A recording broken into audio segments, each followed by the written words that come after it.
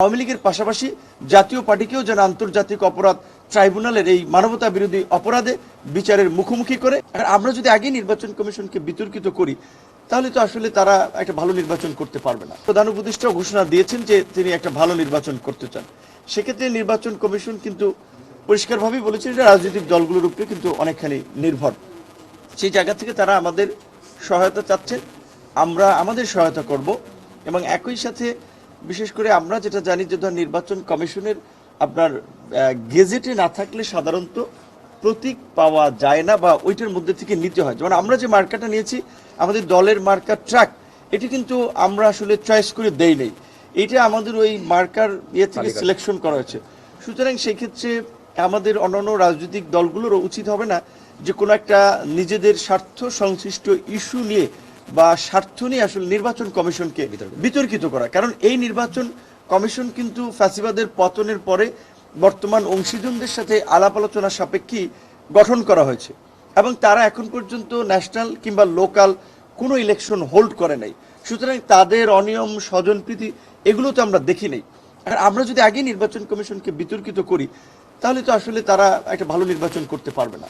এবং আমরাও তাদেরকে এটা বলেছি যে যে কোনো সিদ্ধান্ত গ্রহণের ক্ষেত্রে বাংলাদেশের এই ঐতিহাসিক পরিবর্তনের সন্ধিক্ষণে দাঁড়িয়ে তারা যেন মেরুদণ্ড সোজা করে সিদ্ধান্ত নেন।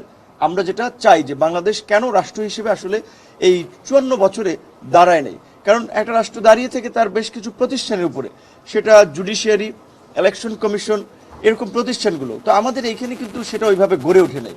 তো কাজে আমরা চাই অভ্যুত্থানের পরে অন্তত নির্বাচন কমিশন সেইভাবে প্রতিষ্ঠিত হোক এবং তার সেই ভাবমূর্তিটা আগামী নির্বাচনের মধ্যে দিয়ে দেশবাসী তথা আন্তর্জাতিক পরিসরে তুলে ধরুক। এবং একই সাথে এটা একটা ওপেন সিক্রেট, রাজনৈতিক দল, সরকার, ইলেকশন কমিশন সবাই ধরেন বিভিন্নভাবে আলাপ আলোচনা হচ্ছে যে আগামী নির্বাচনে অংশগ্রহণমূলক বলতে আসলে কাদেরকে মিন করা হচ্ছে যে তাদেরকে নিয়ে নির্বাচনটা করা দরকার, তাদের উপরে কোনো বিদেশি চাপ আছে কিনা। কারণ এটা সত্য যে বাংলাদেশের ইলেকশনগুলো আসলে আমরা দেখি যে আমাদের এই বিদেশি বন্ধুপ্রতিম রাষ্ট্রগুলো যদিও তাদের দেশের নির্বাচন নিয়ে আমরা কথাও বলতে পারি না, আমাদের অ্যাম্বাসেডররা কোনোদিন ওই দেশে ইলেকশন কমিশনের সাথে একটা মিটিং করতে পারে কিনা আমরা জানি না, কিংবা ইলেকশন নিয়ে কোনো সাজেশন দিতে পারে কিনা আমরা জানি না।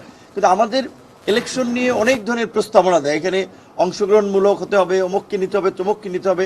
সেক্ষেত্রে আমরা পরিষ্কারভাবেই বলেছি যে এই 24-এর গণ অভ্যুত্থানের মধ্যে দিয়ে পরাজিত ফ্যাসিস্ট শক্তি যে যাদের মানবতা বিরোধী অপরাধের বিচার হচ্ছে, যারা আইনগতভাবে তাদের কার্যক্রম নিষিদ্ধ, কোনো বিদেশি যদি সেই সমস্ত বিষয়ে প্রশ্ন করে তারা যেন তাদের উত্তরটা ক্লিয়ার করে বাংলাদেশের জনগণের আপনার অবস্থানটা যেন ব্যক্ত করে যে বাংলাদেশের জনগণ এই ফ্যাসিবাদী শক্তিকে প্রত্যাখ্যান করেছে, আইনগতভাবে তাদের বিচার হচ্ছে, সুতরাং তারা যেন নির্বাচনে অংশগ্রহণের কোনো সুযোগ না পায়। একইভাবে যে এই ফ্যাসিবাদের দোসর যারা জাতীয় পার্টি সহ কার্যত নামে 14 দল থাকলেও আসলে বাটি চালান দিলেও কিন্তু এই 14 দলের 14টা দল বা অফিস টফিস আপনারা খুঁজে পাবেন না।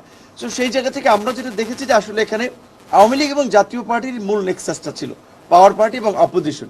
সেই জায়গাতে আমরা জাতীয় পার্টির বিষয়ে আমরা বলেছি যে নির্বাচনে যাদের অংশগ্রহণ করার সুযোগ না পায় এবং তাদের বিরুদ্ধে ব্যবস্থা নেওয়া হয়। নির্বাচন কমিশন পরিষ্কারভাবে বলেছে যে তারা আসলে কোনো রাজনৈতিক দলের কার্যক্রম নিষিদ্ধ করতে পারে না, এটা সিদ্ধান্ত দিতে হবে সরকারকে অথবা আদালতকে।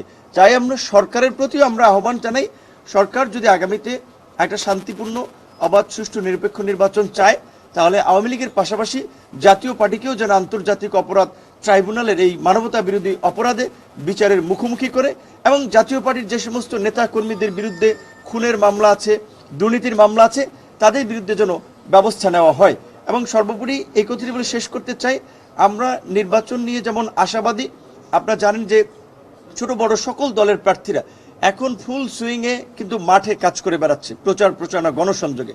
সেক্ষেত্রে এখন এই জুলাই সনদ নিয়ে যদি এই বিভক্তি বিভাজনের জায়গাটা থাকে তাহলে কিন্তু ইলেকশনটা যথাসময়ে হবে না, নির্বাচন বাধাগ্রস্ত হবে। আর নির্বাচন যদি বিলম্বিত হয় তাহলে কিন্তু রাজনৈতিক দল, নির্বাচন কমিশন, সরকার এবং সর্বোপরি দেশ একটা চরম বিপদের সম্মুখীন হবে, বিপর্যয়ের সম্মুখীন হবে। সেই জায়গা থেকে আমরা নির্বাচন কমিশনকেও বলেছি নির্বাচনের 1 মাস আগে নির্বাচন নিয়ে কোনো অনিশ্চয়তা তৈরি হলে সেক্ষেত্রে তাদের একটা ভূমিকা নেওয়ার সুযোগ আছে। কাজেই তারা যেন সরকার প্রধানের সাথেও সে বিষয়ে আলাপ আলোচনা করে তাদের নির্বাচনী কাজগুলো এগিয়ে নেন, পার্টিগুলোর সাথে যেন ডায়লগ শুরু করেন, এবং তারা বলেছেন নিবন্ধন প্রক্রিয়াটা খুব অল্প সময়ের মধ্যে শেষ হলেই তারা পার্টিগুলোর সাথে আনুষ্ঠানিকভাবে ডায়লগ প্রক্রিয়া শেষ করবে। এবং সরকারকে আমরা বলতে চাই, এখন আমরা নির্বাচনের দিকে হাঁটতে চাই, আর ডানে বামে নয়, এখন সোজা নির্বাচনের দিকে আমাদেরকে হাঁটতে হবে। এবং ওই নির্বাচনের ভোটের মাঠে জুলাই সনদ, জাতীয় নির্বাচন, সব বিষয় আসলে ফয়সালা হবে।